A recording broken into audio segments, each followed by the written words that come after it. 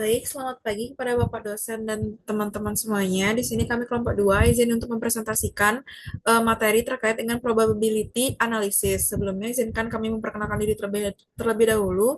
Izinkan saya mewakili teman-teman saya dalam memperkenalkan diri. Yang pertama ada Putu Kaulika Ratu Pri Alisila dengan absen 16. Yang kedua ada Hindi Mahardika Singgi dengan absen 18. Lalu saya sendiri Made Precinta Widiarta dengan absen 19. Lalu ada Made Hani Dwi Apsari nomor absen 21 dan ada Regina Trihatika nomor absen 23. Adapun submateri yang akan kami jelaskan hari ini yaitu yang pertama distribusi probabilitas dari variabel-variabel kritis, lalu yang kedua ada korelasi antara variabel-variabel penting. Next. Baik, untuk materi selanjutnya akan dijelaskan oleh rekan saya. Baik, materi pertama yaitu distribusi probabilitas dari variabel-variabel kritis.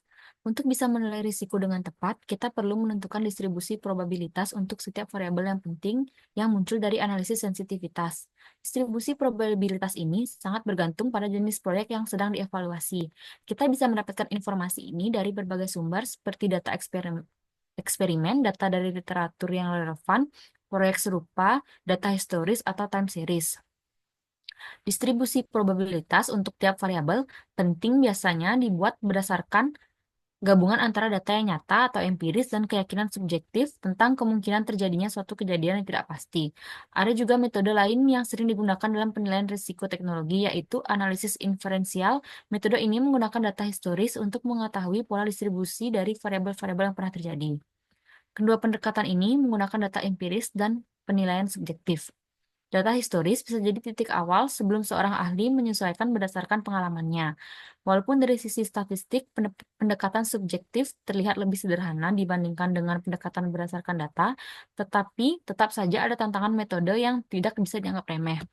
Dalam literatur, proses memperkirakan probabilitas berdasarkan penilaian ahli disebut dengan elisitasi distribusi probabilitas. Proses ini banyak diteliti karena rentan terhadap berbagai macam bias. Selain itu, studi meta-analisis juga menunjukkan bahwa para analisis di bidang yang sama seringkali menggunakan jenis distribusi yang berbeda-beda, sehingga sulit menemukan pola yang konsisten. Next. Mengestimasi fungsi distribusi probabilitas secara inferensial. Salah satu cara yang bisa digunakan untuk memilih fungsi distribusi probabilitas adalah dengan memakai teknik inferensial, yaitu metode statistik yang bertujuan untuk memperkirakan bentuk distribusi dari data historis yang ada. Metode pertama yang bisa digunakan adalah distribusi empiris dari variabel yang ingin dianalisis. Distribusi ini bisa digambarkan secara grafis melalui histogram berdasarkan data yang tersedia. Keunggulan dari metode ini adalah kita tidak perlu membuat asumsi tentang bentuk distribusinya. Artinya, bentuk distribusi dibiarkan mengikuti data yang ada, namun hasil yang diperoleh dari metode ini hanya berupa distribusi marginal. Jika ada hubungan antar variabel, misalnya hubungan terbalik antara harga dan jumlah yang diminta, maka teknik parametrik sebaiknya digunakan. Teknik yang paling sederhana adalah model regresi linear klasik. Baik, selanjutnya akan dilanjutkan oleh teman saya. Baik, saya akan melanjutkan materi mengenai ada dua tantangan utama dalam pendekatan inferensial ini dalam konteks analisis probabilitas. Nah, yang pertama yaitu seringkali data yang tersedia tidak cukup banyak atau langka untuk melakukan analisis statistika yang kuat. Lalu yang kedua yaitu dalam uh, pemodelan statistika parametrik ada kompromi antara membuat model yang sederhana dan membuat model yang lebih detail namun lebih rumit.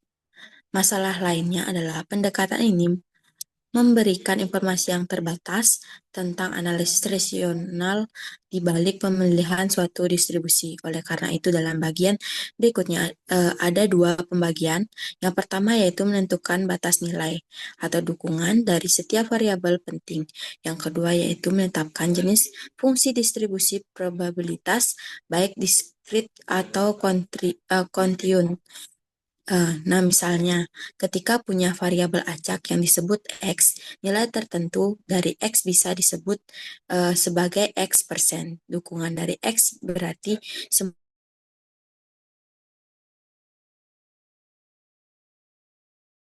untuk muncul. Menentukan dukungan sama artinya dengan menentukan rentang atau jangka nilai dari X. Saat menentukan dukungan ini, kita juga secara tidak langsung harus menentukan apakah X merupakan variabel diskrit terpisah-pisah atau kontinu mengalir tanpa putus. Langkah pertama ini akan lebih mudah jika ada batas fisik atau memastikan pada nilai minimum dari maksimum dari variabel tersebut. Contohnya dalam sebuah perusahaan mengenai harga produksi biasanya akan ditetapkan sama atau lebih tinggi dari biaya marginal. Jumlah produksi juga bisa dibatasi oleh kepastian produksi atau tempat penyimpanan. Jika tidak ada batas fisik yang jelas, maka ahli bisa menentukan batas dengan melihat kemiringan munculnya nilai ekstra nilai segala kecil atau segala besar yang biasanya sudah diketahui dari tahap analisis. Ini akan menentukan apakah rentangnya terbatas atau tidak terbatas. Langkah berikutnya adalah menetapkan fungsi distribusi probabilitas untuk setiap variabel penting. Dalam prinsipnya, satu satuan batasnya adalah didukung yang dugaannya yang telah ditentukan sebelumnya. Sebagai contoh, distribusi hanya berlaku untuk nilai lebih dari 0 atau 0 sampai tak terhingga. Sedangkan distribusi nominal berlaku untuk nilai dari negatif tak hingga positif tak terhingga. Baik untuk variabel X bersifat kontinu maupun diskrisif. Fungsi distribusi probabilitas akan disebut sebagai f dalam kurung x. Jika x bersifat kontinu, maka f dalam kurung s adalah fungsi kepada probabilitas, yaitu grafik yang menunjukkan seberapa besar kemungkinan nilai-nilai x tentunya terjadi. Luas total di bawah kurva f dalam kurung x ini harus sama dengan 1. Sebaliknya, jika x adalah variabel diskrisif, maka f dalam kurung adalah fungsi masas probabilitas, yaitu menunjukkan peluang dari setiap nilai tertentu yang bisa diambil oleh x. Lalu distribusi lainnya yang sering dipakai adalah distribusi segitiga, karena hanya perlu 3 parameter, nilai minimum, maksimum, dan nilai paling mungkin atau modus. Biasanya 3 parameter ini sudah diketahui dari tahap analisis, sehingga membuat distribusi segitiga menjadi pilihan praktis. Namun meskipun mudah, penggunaan distribusi standar seperti nominal atau segitiga biasanya juga menyesuaikan ataupun tergantung analisisnya. Pada akhirnya, hasil dari proses ini akan menjadi semacam histogram berdasarkan penilaian subjektif terhadap kemungkinan-kemungkinan nilai variabel tersebut. Teknik ini berguna terutama jika kemungkinan setiap nilai dianggap konstan dan setiap subvariabel. Jika variabelnya bersifat kontinu, maka jumlah variabel harus cukup banyak agar hasilnya cukup akurat. Baik, sekian materi dari saya akan dilanjutkan oleh rekan saya. Terima kasih.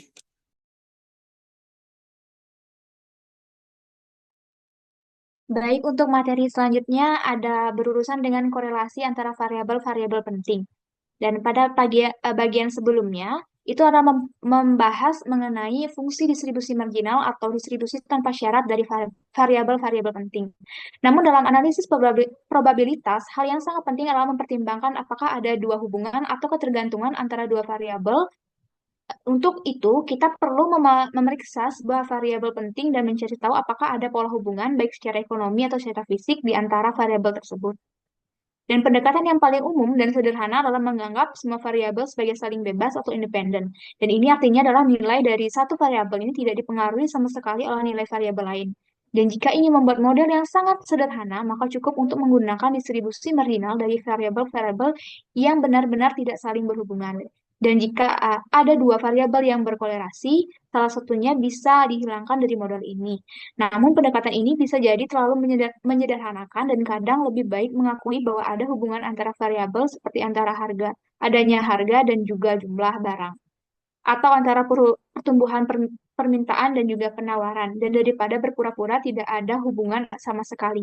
Dan sebagai alternatif, kita bisa memasukkan korelasi ke dalam model dengan tidak hanya mengasumsikan semua variabel yang saling bebas. Dan meskipun ini adalah bidang yang masih terus dikembangkan, dan ada dua pendekatan utama yang sering digunakan, yaitu pendekatan distribusi bersyarat dan metode Coppola, di mana kedua metode ini sering digunakan untuk menganalisis investasi swasta, tapi juga bisa diterapkan untuk menilai proyek atau kebijakan di sektor publik.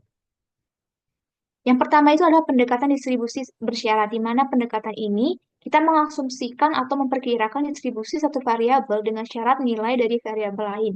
Dan ini bisa dilakukan secara subjektif, yaitu dengan meminta ahli memberikan nilai variabel tertentu berdasarkan nilai variabel lain.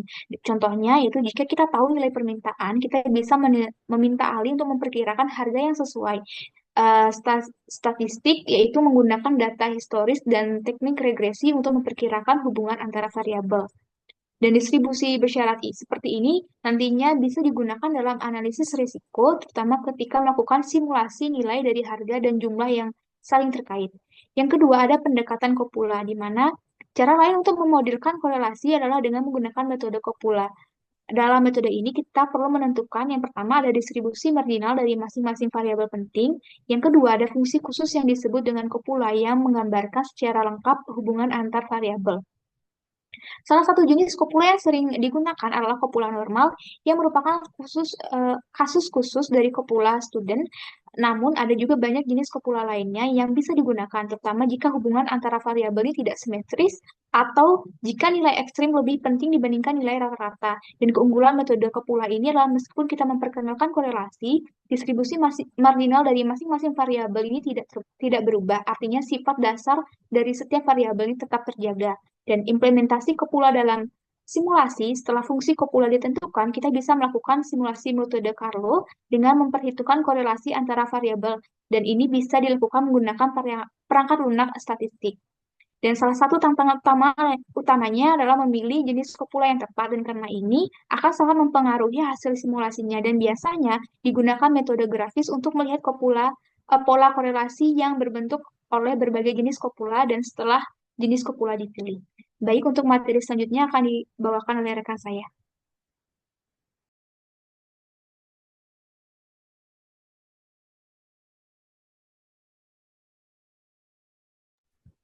Baik, selanjutnya adalah terkait dengan keterangan deskripsi tabel 8.1, yaitu distribusi probabilitas appendix. Bisa dilihat dari gambar-gambar yang ada di PPT. Yang pertama itu hal ini memberikan probabilitas yang sama untuk semua nilai yang termasuk dalam dukungan. Biasanya digunakan untuk hanya sedikit yang diketahui tentang X dan hanya sedikit atau tidak ada data yang tersedia. Lalu yang kedua, hal ini dapat dibuat secara subjektif dengan memunculkan rentang variabel, jumlah kelas, dan tinggi setiap kelas, atau diperoleh melalui frekuensi yang diamati dari X relatif terhadap setiap kelas. Lalu yang ketiga, ini dapat digunakan untuk memodelkan fenomena yang ditandai dengan 3 tahap, tahap pertumbuhan pertama, tahap stabilitas, dan tahap penurunan. Distribusi segitiga dan seragam dapat dilihat sebagai kasus khusus dari distribusi trapesium. Lalu yang keempat, ini adalah distribusi kontinu yang sangat fleksibel. Telah diusulkan untuk mempelajari waktu yang terjadinya suatu peristiwa tertentu. Tingkat kegagalan adalah fungsi dari waktu. Next. Lalu yang kelima, ini adalah salah satu distribusi yang paling populer untuk variabel acak bernilai real. Menurut teorema limit pusat, di bawah kondisi yang ringan, rata-rata atau jumlah dari sejumlah besar variabel acak yang independen dan berdistribusi, identik kira-kira berdistribusi normal, apapun bentuk distribusi awalnya. Lalu yang keenam, ini adalah analog kontinu dari PDF geometris yang digunakan untuk menggambarkan waktu untuk proses kontinu untuk mengubah keadaan ketika probabilitas sesaat untuk mengubah keadaan konstan dari waktu ke waktu. Sebagai contoh, untuk memodelkan waktu untuk kerusakan sistem, waktu menunjukkan kecelakaan mobil berikutnya, atau waktu hingga kejadian langka terjadi. PDF eksponensial mungkin cocok untuk data yang sangat condong ke kanan yang dibatasi pada nol, meskipun asumsi laju konstan seringkali telah membatasi. Next. Lalu yang ketujuh, pilihan umum untuk menggambarkan fenomena secara subjektif ketika hanya tersedia data yang terbatas. Popularitas disebabkan oleh parametrisasi PDF melalui rentang X, A, dan B yang memiliki probabilitas 0 untuk terjadi dan nilai tebakan terbaik atau modus C. Lalu yang ke-8,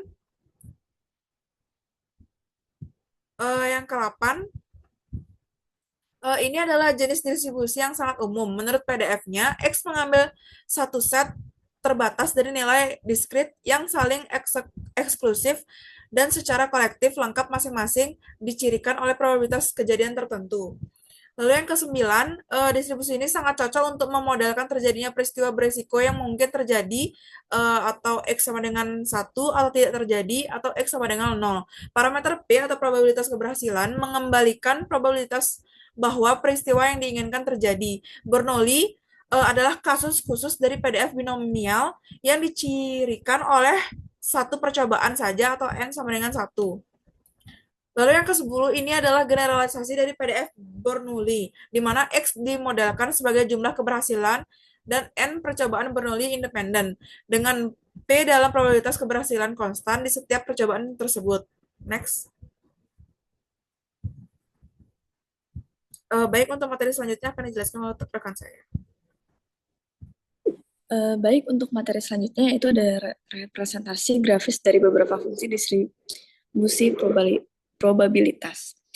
Jadi untuk distribusi yang pertama itu ada distribusi seragam atau uniform distribution, di mana distribusi ini menggambarkan situasi di mana setiap nilai dalam suatu rentang memiliki kemungkinan yang sama untuk terjadi.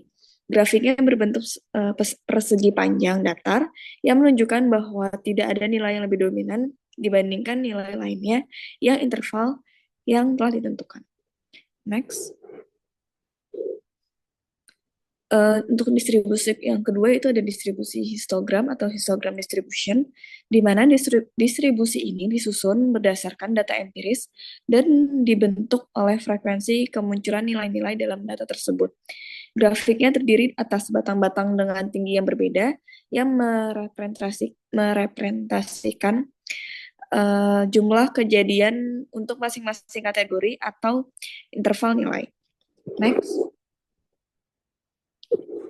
Selanjutnya ada distribusi trapezoidal atau trapezoidal distribution, di mana distribusi ini menyerupai distribusi seragam, namun dengan penambahan dua interval nilai yang memiliki peningkatan dan penurunan probabilitas secara linear sebelum dan sesudah nilai utama. Kurva ini naik secara linear dari nilai minimum menuju dua nilai modus dan membentuk puncak datar. Kemudian turun secara linear menuju nilai maksimum. Next. Untuk distribusi selanjutnya itu ada distribusi Weibull atau Weibull distribution, di mana distribusi ini merupakan salah satu distribusi yang umum digunakan untuk menganalisis waktu hingga terjadinya suatu kejadian, seperti kerusakan atau kegagalan sistem. Bentuk kurva yang bergantung pada parameter bentuk dan skala.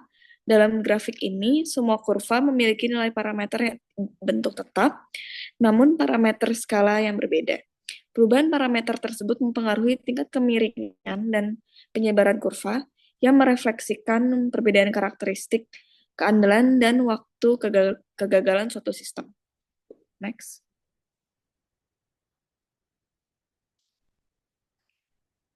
Distribusi yang selanjutnya itu ada distribusi normal atau normal distribution, di mana distribusi ini memiliki bentuk simetris yang menyerupai lonceng dengan nilai rata-rata sebagai pusat distribusi.